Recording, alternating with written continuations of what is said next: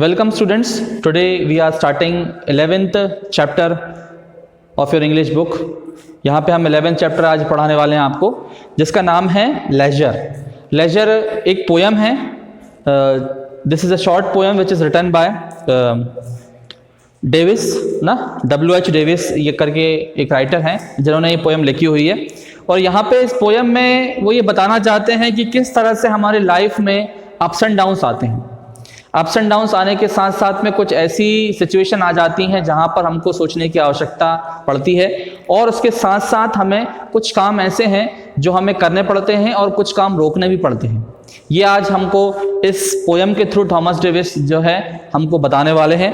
और इसके साथ साथ कुछ एक चैप्टर की जो हेडिंग है, मैं आपको थोड़ा सा रिक्वेस्ट करूंगा कि चैप्टर के हेडिंग पर एक बार आप फोकस करें. चैप्टर की हेडिंग है लेजर. लेजर का मतलब यहाँ पे क्या होता है, ये एक बात आप देख लें. लेजर का मतलब होता है the time when you do not have to work. ऐसा समय जब आपको काम करने की जरूरत नहीं पड़ती है.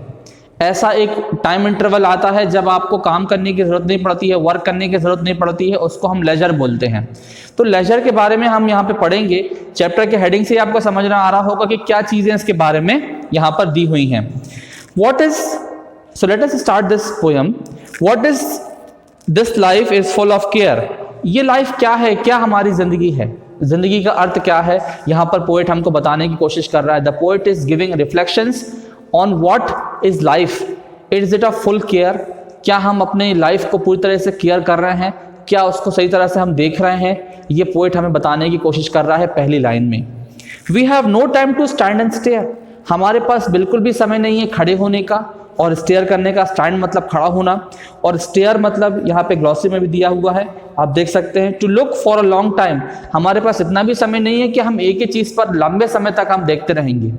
जितना भी हमारे पास समय नहीं, क्योंकि आपको मालूम है in our life there are many kinds of difficulties and we can see that there are always ups and downs in our life. So we need to focus at a different stage.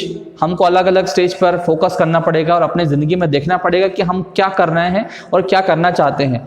एक समय पर एक चीज़ पर भी हम बार बार नहीं देख सकते, या लंबे समय पर हम नहीं देख सकते, स्टेयर नहीं कर सकते. No time to stand beneath at the box. हमारे पास इतना भी समय नहीं है कि हम बॉक्स के पास में खड़े होंगे. बॉक्स दिया हुआ है यहाँ पे, इसका मतलब होता है large branches of the tree.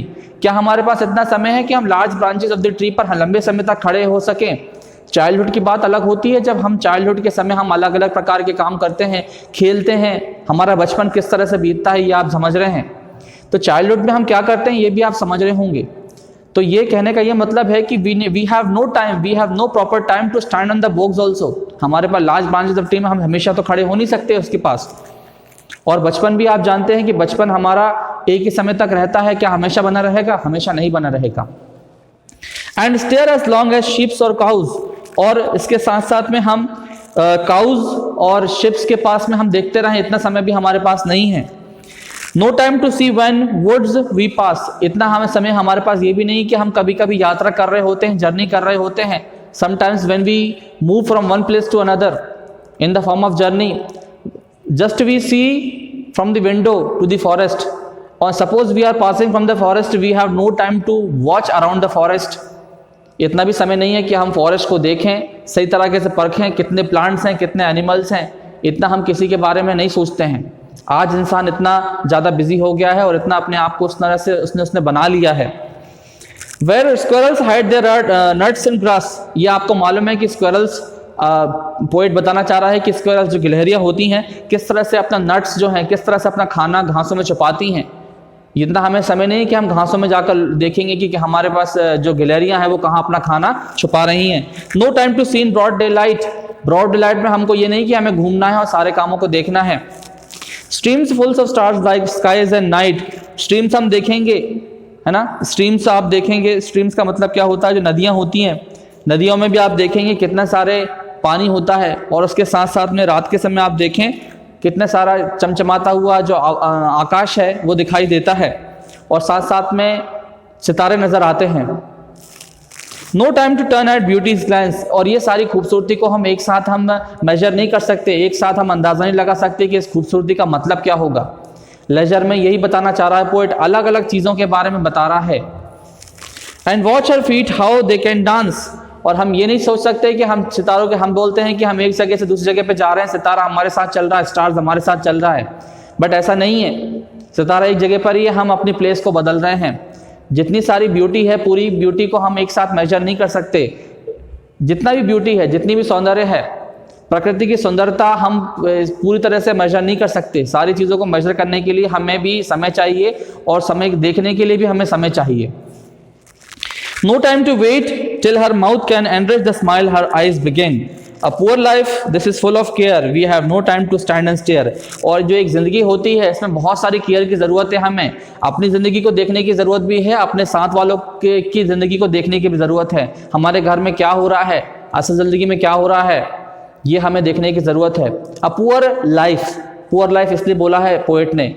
Davis बहुत अच्छे तरीके से इस पोयम में आपको बताने की कोशिश कर रहा है कि किस तरह से सारी चीज़ों को हमें देखने की आवश्यकता है। इसलिए यहाँ पर कुछ चीज़ों के बारे में बताया है कि हमें खड़े होने के लिए, हमें आगे बढ़ने के लिए, हमें सब चीज़ों को देखने के लिए हमारे पास समय नहीं है। ह्यूमन वांट्स की अगर हम बात करें तो ह्यूमन वांट्स तो एंडलेस हैं। हमारी जो जितनी भी नीड्स होती हैं वो एक समय तक टिकती हैं, उसके आगे हमें और चीज़ की ज़रूरत होती है। जो हमारी आवश्यकताएं हैं वो हम कभी हमेशा जो है एक समय तक टिकनी रहेंगी, आगे बढ़ती ही जाएंगी। इसलिए हमें ये देखने की ज़रूरत है कि हम क्या कर रहे हैं, कितना समय हमारे पास है, असल ज़िंदगी को कैसे हम देख रहे हैं, ये हमें देखने की यहाँ पर ज़रूरत है। तो इस पोयम में आपने पढ़ा कि किस तरह से ये चीज़ों को थॉमस डेविस ने समझाया है। And I thoroughly explain in this poem how we should measure all the things, at what time we need to stand, at what time we need to stare to all the things, है ना। तो ये चीज़ें मैंने आपको इस poem में बताई है। I hope you understood this poem.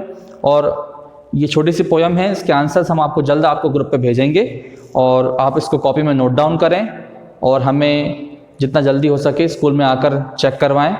और आगे आने वाले chapters you will soon get in your group. Till then keep watching.